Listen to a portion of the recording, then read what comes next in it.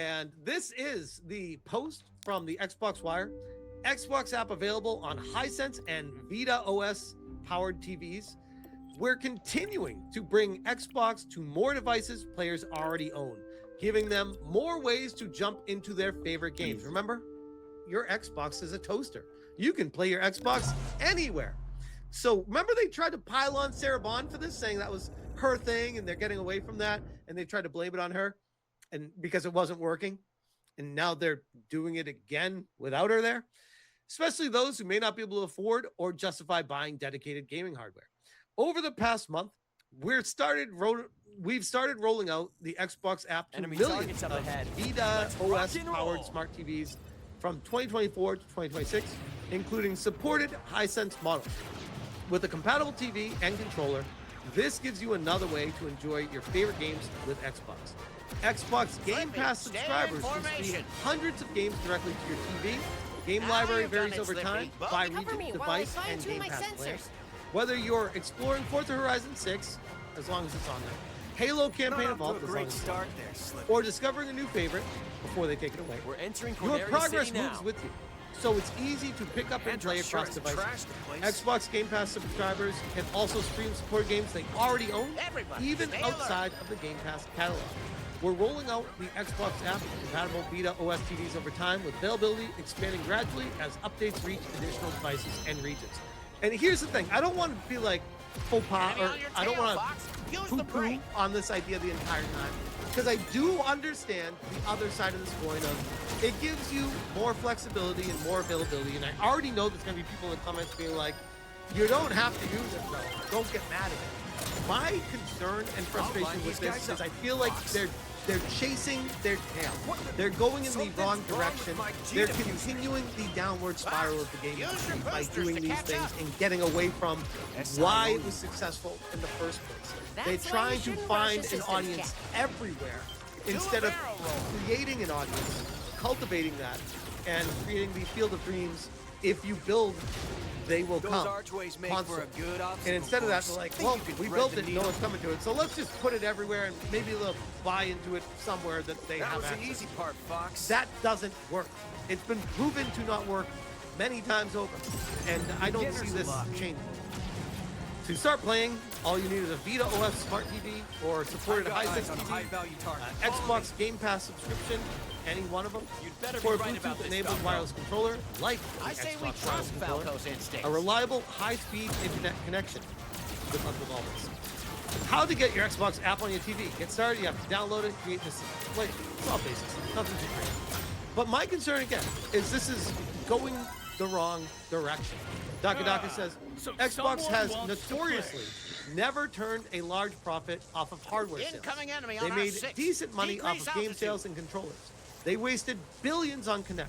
It's really, really stupid at this point to stay in the hardware business. I think that they were able to be very successful with a good game console and a dedicated ecosystem they cultivated with the Xbox 360. They started to get away from that. It started to spiral. And this is why they find themselves in the position that they're at right now. And we have a leaked memo, by the way, that I wanted to get to as well. This is the TLDR from Asha Sharma. Console generates the majority of Xbox revenue and remains the foundation of our fandom. Which this is fascinating in its own right, because they lose $150 on every console. So strengthen the Xbox platform led by console, shifting the Xbox Studio system from a decentralized model to one that's more focused around our strongest franchises and biggest new ideas. See the Fallout push. Xbox will build long-term plans for its biggest franchises, return to growth by the end of fiscal 2027. And this is the leaked memo. This is becoming a trend right now. Like, leaked memos used to be like a big deal, like, oh my God. At this point, it's just like with Asha Sharma, it's like anything she says internally, which I kind of like too, by the way, it gets shown to some people in the media that they share it with everyone. So at least we know what they're doing on the inside, at least publicly with their employees. Xbox CEO lays out priorities in memo after major reset. And this is the memo here after the reset we talked about since taking over in February, which we talked about before. In Thursday memo, Sharma laid out 4 Xbox priorities for fiscal year 2027. 4, strengthen our platform led by console.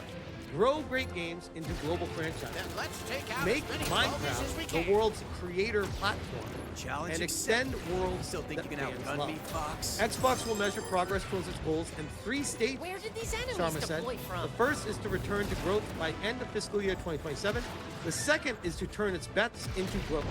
In fiscal year 28-29, It's our Andros 4 with C's Armada. and roadmap They got the must drop move on into us. business producing meaningful player value and revenue Defend the acceleration. Allied fleet. Don't Third let is to any of scale them what past works. us. And by fiscal year 2030, our ambition is to be halfway to our long-term daily player goal with sustained double-digit growth in players and engagement shooting and circles around industry-leading you, Fox. margins. Sharma shared some vague numbers about Xbox's current player base.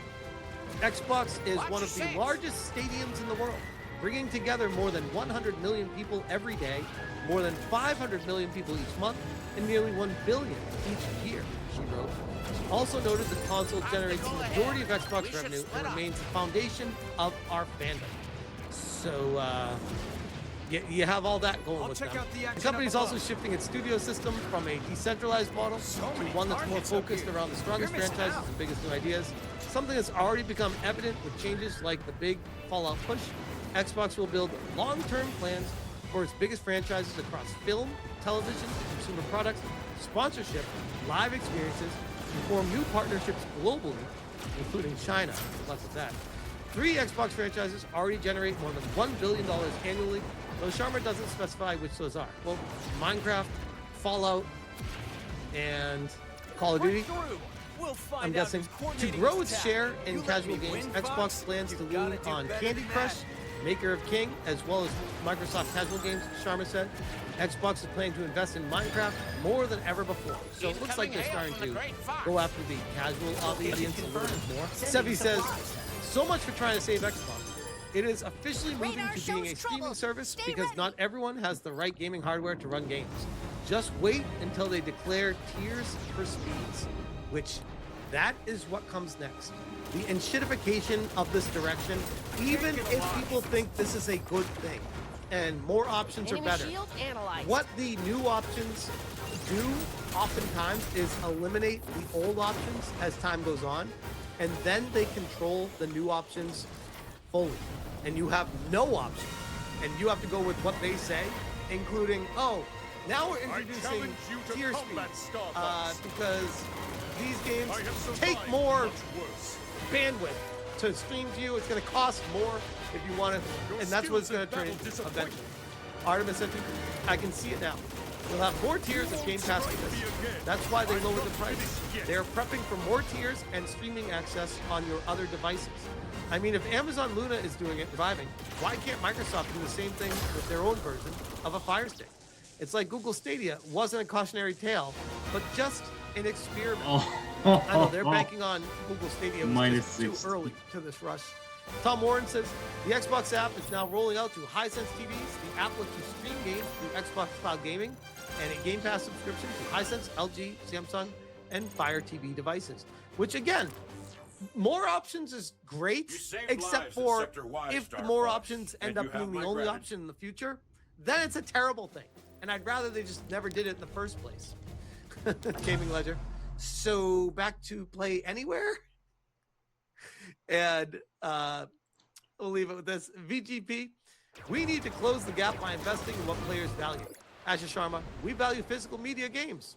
Project Helix. So is that what you're going to do then? You're going to focus on physical? If that's, I mean, what does that mean? What players value? Because if that were true, Glad you could join looking us. over what's happening with Sony right now, you would say Look at this players hotshot clearly squad value leader. physical Haven't games. seen you There's since the academy, a Bill. large portion Get of these people. bogeys I don't off think us. it's a vocal Then we'll catch minority. up. And if that's a minority, that's still a lot of Radar will freaking help us people tell the that good want guys physical from the games. bad. They want to take away the Everybody watch option your trigger so that finger. they have full On the control. horizon. And the What is that? all-digital future is all It's scary. the enemy mothership.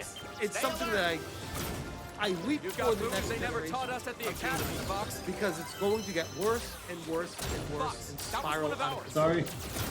And in a weird way, Husky I'll leave it at units, this. Run them off. I kind of feel like if it does go that direction, the retro game market is going to go through the Watch roof. your aim, Fox. Like there will be a massive resurgence in Nintendo, Sega, even the OG Sony Bulldog PlayStation unit, don't games, let anything PlayStation through. 2, and ROMs the hacking community, everything's going to completely Oh. go crazy because these studios, these corporations got too greedy.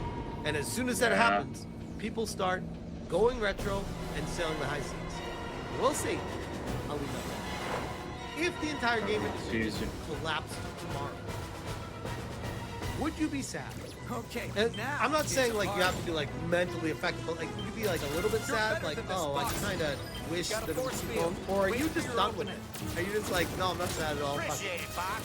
Like I do wonder, They've got me in their sights. and we've learned in the past too, when the game You're industry The not- crashes, hatches underneath are open. it's Focus fire. it's only natural, and from the ashes, the phoenix will rise, Direct and hit. a much greater industry will come out of that, and then that greater industry will crash eventually, and then it will start all over again. You want to play tough? They're after me. Don't bet against the R-Wing. This- Scratch one boom. Ah, I'm hit.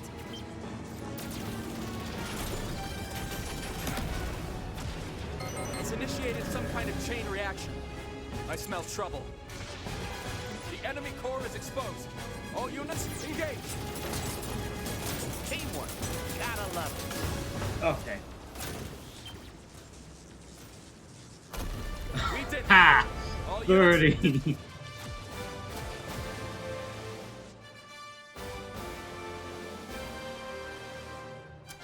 So.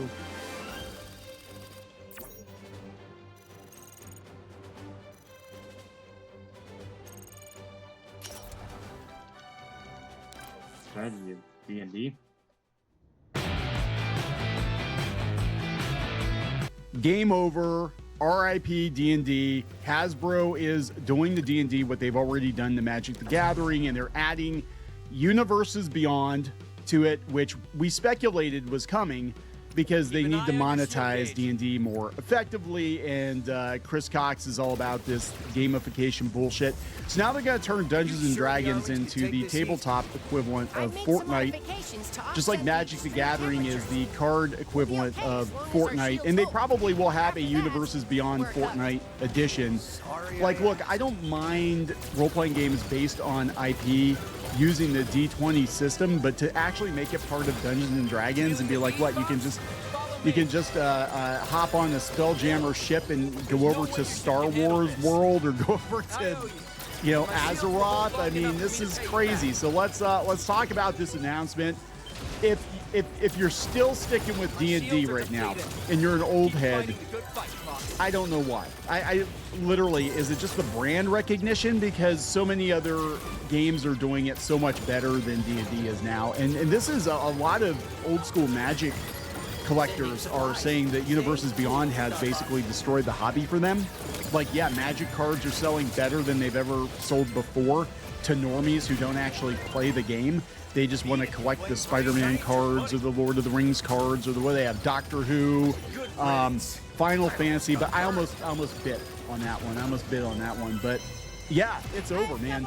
This is it. D&D, as we've known it, is completely over. Thanks. I'm sweating it. The next step is that they're going to push everybody into digital, and yeah, you're going to be having like the fucking Smurfs in Dungeons and Dragons and shit. It's get crazy. Spider-Man shows up, and then the Smurfs show up, and then has-been hotel characters are going to be in D&D. You know, whatever. Anyway, let's talk about this before we get into it any further. Please subscribe for more pop culture news, views, and rants. Guys, Geeky's sitting this one out, but if you'd like more woohoos, go out and listen to the audio version of Clownfish TV on iTunes, Spotify, iHeartRadio, Amazon Music, wherever you listen to podcasts. We are there, so thanks very much for that. Hey, I want to remind you guys, they did announce Star Wars as one of their Universes Beyond, but West End Games put out a fantastic Star Wars role-playing game in, I think it was the late 80s. I bought a copy in, I want to say it was like 91 or 92. But that game was very well regarded. That is what kicked off, if I remember correctly, that is what kicked off the expanded universe. So basically people could make their own Star Wars after Star Wars was at the time over, and we didn't know if we were ever going to get more Star Wars. Yes, it's hard to imagine. There was a time when we didn't know if we were ever going to get more Star Wars. And it was a dark period for a lot of people. And I think a lot of people, though, wish we could go back to that, given some of the Star Wars we've gotten over the last few years, especially. But, yeah, West End Games did 4. Just call it something else, right? But Dungeons & Dragons is the brand. I mean, you could do a Star Wars role-playing game powered by the D20 system. That's the thing you could do. You could do a tabletop World of Warcraft game powered by the D20 system. You don't have to call it Dungeons & Dragons, but everybody knows Universes Beyond means IP in your favorite game. And it's to attract normies, and that's what's going to happen. So this comes from Variety. Dungeons & Dragons reveals Star Wars and World of Warcraft themed tabletop role-playing games as part of their new Universes Beyond collection. Yes. See also Magic the Gathering. A lot of people having issues with this. Dungeons & Dragons maker Wizards of the Coast announced the upcoming launch of Star Wars and World of Warcraft themed tabletop role-playing game offerings during Gen Con on Thursday. A lot of people thought this was going to be like a big deal, like a new president announced. I don't think they announced that, but they did make a bunch of announcements, and it really does feel like spray and pray that they're just announcing a bunch of things and they're hoping some of them will stick. We'll talk more about the other ones here in a bit, but this is the big one. Starting on November 17th, the WoW-themed D&D book will allow players to roll for Azeroth as they recreate their World of Warcraft main character or roll a new alt and explore beloved zones, delve through familiar dungeons, and face legendary foes from over 20 years of history for the World of Warcraft franchise. Are you going to be able to, like, decorate your house? Isn't that what they're doing in World of Warcraft now, like decorating their houses? Nice Crown Citadel map pack will also be available, featuring poster maps and tokens that can be used with a digital adventure that raises players 4 levels. Yes, buy the physical thing to take it into the digital thing. Bring your digital thing into the physical. That's what they're doing. And that's great, except that's not really D&D, right? But that's what they want it to be. They want it to be like, oh, you have to buy the physical thing and you have to pay the subscription for the digital thing. And eventually they'll get rid of the physical thing. See also Sony, which we're going to talk about here in a little bit. The World of Warcraft themed game, which is made in collaboration with Blizzard, will be the first in line of Universes Beyond products from the D&D team. These new offerings will be based on outside IP like Universes Beyond collections produced by Wizards of the Coast brand Magic the Gathering. 2027, Wizards will release a Star Wars themed D&D gameplay book that takes place in the Season of Rebellion. The Season of Rebellion as another Universes Beyond edition. World of Warcraft and Dungeons & Dragons are both built on a powerful idea. Give players a world full of possibility, and then let them make the story their own. Well, if they make the story their own, they don't have to buy your shit. I'm just saying. So this is Holly Longdale, the executive producer and vice president of WoW at Blizzard. Is she the one that had the problem, if I remember correctly? Somebody at Blizzard had a problem with World of Warcraft. They thought it was too harsh to call it World of Warcraft. It should be like World of LARPing or something. Azeroth has always meant something different to everyone who steps into it. Whether it's built upon the heroes they become, the friends they find, or the choices they make along the way. Orcs versus humans. Literally, that was the first Warcraft game. That was the premise. It was very simple. Orcs v humans. But now orcs are friends too, according to the Rings of Power. Orcs are your besties now too. It's like you can drink some tea with the orcs. The D&D World of Warcraft and Star Wars collaboration news was revealed during Gen Con Thursday, along with the announcement of D&D Icons, a creative initiative bringing D&D creatives to work on fan favorite settings. So yes, they're bringing back. So they want to have their cake and eat it too. So they're going to do this shit, which is going to be popular with normies probably, but not so popular with old school fans. So, hey guys, you know Margaret Wise, you know Tracy Hickman, you know Luke Gygax, you know R.A. Salvatore. Yeah, we're going to bring all those people back. Additional announcements include the return of Dark Sun. Good luck with that. Good luck with that, considering a big plot point in Dark Sun was slavery. I'm sure they will cut all of that out of Dark Sun. I can't imagine they're going to keep that intact. In a partnership program to bring tabletop support for campaign settings. Okay, so Theo Solomon is also going to be joining the cast of D&D Actual Play. So Nerdist has more on this. Yeah, this was interesting. So I think before it's all said and done, I think the physical stuff, an opinion of mine I've had for a while, because looking at the direction Hasbro's going in, I think the physical stuff they're eventually going to outsource most, if not all of it. Because one of the things they announced was a new publisher partnership supporting multiple campaign settings. So the final new announcement at Gen Con was that Wizards is expanding their partnerships with several third-party publishers to provide annual support for multiple campaign settings, okay? The goal of these partnerships is for each to provide one official adventure or anthology set in settings like Eberron or the Forgotten Realms per year. So it's like third party. And they were hiring somebody to do third party stuff.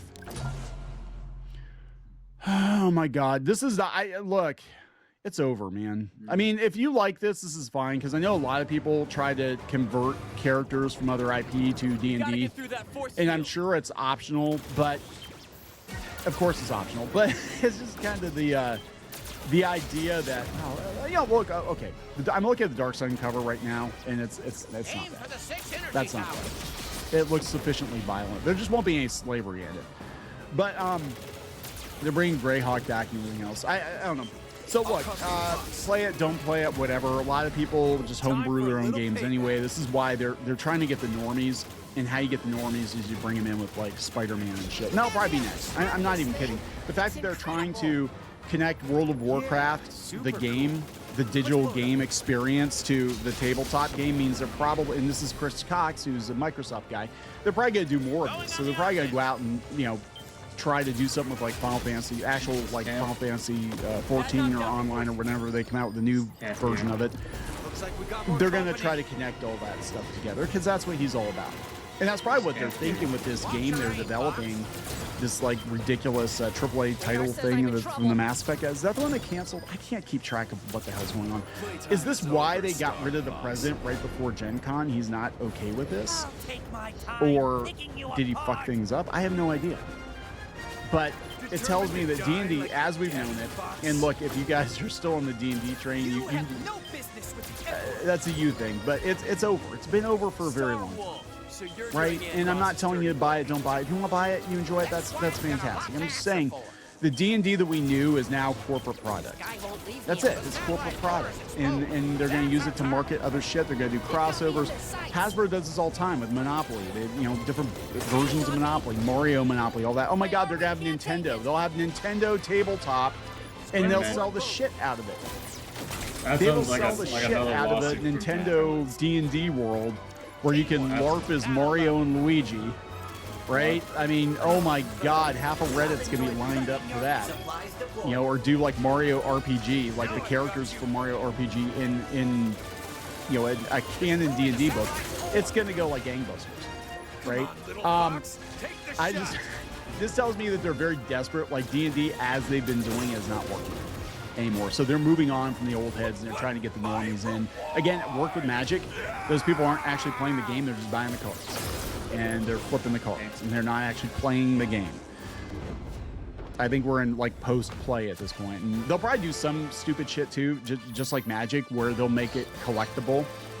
Like this is the super deluxe platinum whatever edition, or if they're super smart, they'll put like secret cards or something in each box set, and then you'll have to like buy multiple box sets, multiple $50 box sets to get all these cards or something. I could totally see them doing something like that. I could. Anyway, there it is, guys. It's the end of D&D as we know it. Let's go out and take a look at these tweets here before we're done. This is coming from the official Dungeons & Dragons account. Stay tuned, guys. John Douglas says, too bad both IPs are in such a horrific state of disarray and disinterest. Yeah, WoW and Star Wars are both bad. Somehow Tiamat returned. Elven Made In says, when I was young, there was nothing more dear to me than Star Wars and Advanced Dungeons & Dragons. Seeing this should make me happy, yet I feel nothing. I'm tired, boss. Two franchises that were truly dear to me are coming together and I feel nothing. They've been hollowed out by the woke mafia. This makes me sad. Dude, what the fuck? Now they're university beyonding D&D. We told you this was coming. It is the next logical corporate step. We're trying to tell you, like, people get pissed at us, but we're trying to tell you how these corporations think.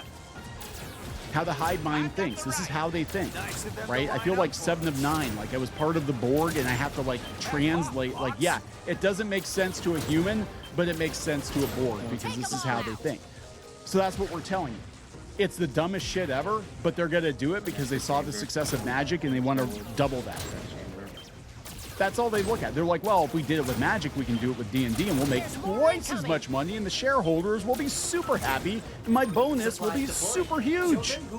And if we leave the company in a state of super suck, it doesn't matter. I've already got my golden parachute. I can just bail. That's how these people think. Short-term gains. That's it, man. That's it. So of course they were going to do this.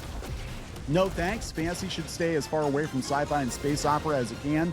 I despise the blending of those genres. So you guys are like Fortnite now? Yeah. You're not gonna like. Jared says, if you love Brand, you're gonna love Brand. Yeah.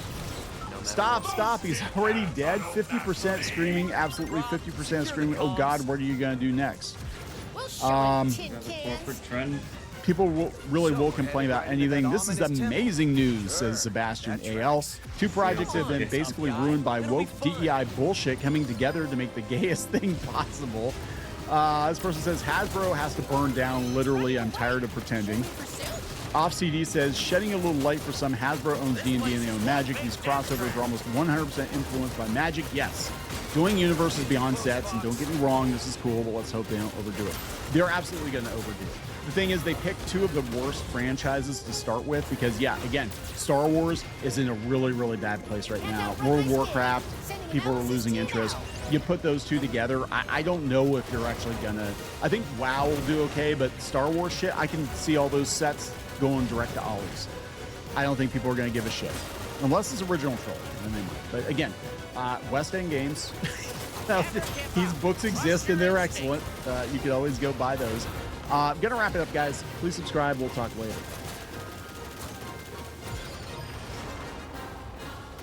You're not going anywhere. Back here.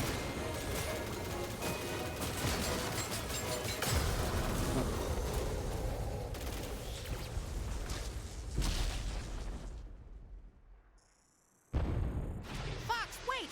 I want to help!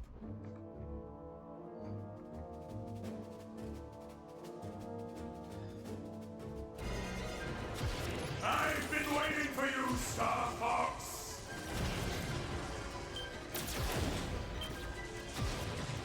You know that I control the galaxy! So much for that, Ballamak. How very foolish to face me on your own!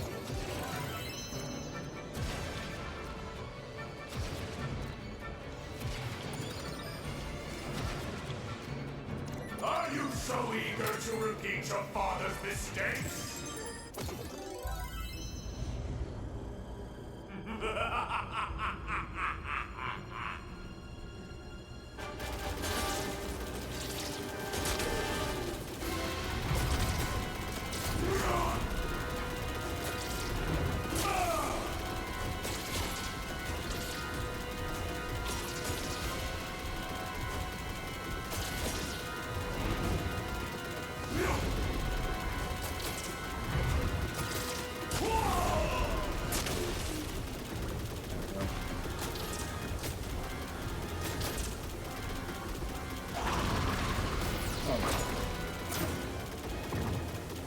What do you think you're doing?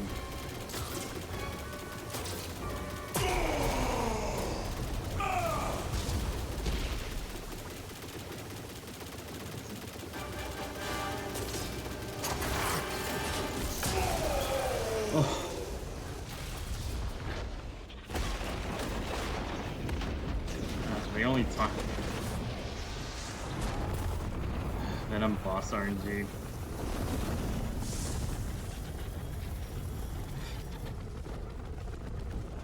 Okay.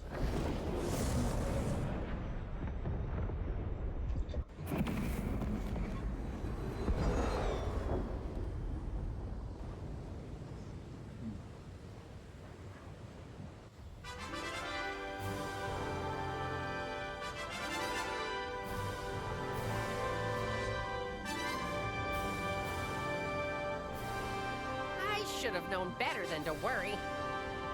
Your father'd be proud of you. I'll admit it. You did good, Fox.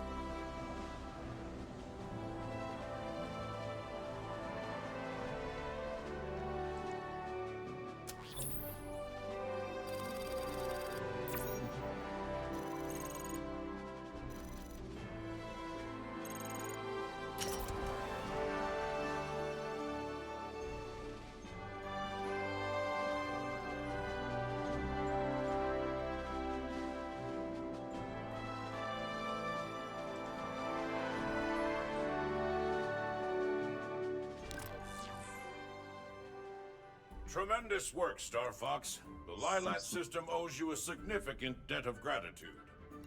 Not just gratitude, General. I'm sending the bill over now. Nice doing business with you. The payday takes some of the sting off. But did you really have to snag all the glory for yourself, Fox? Come on, Falco. We helped save the entire system. The war's finally over. Yeah, and I'm already bored.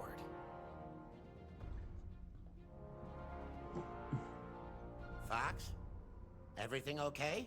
I don't know, Peppy. Oh, I've got this funny feeling. Like it isn't over. Like maybe we played right into Andross's hands.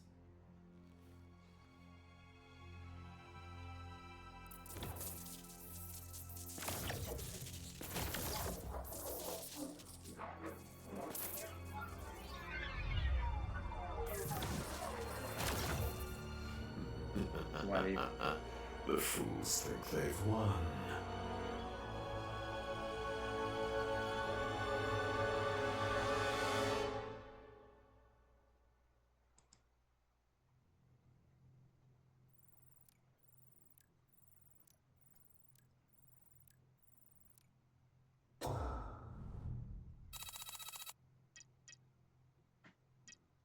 $13.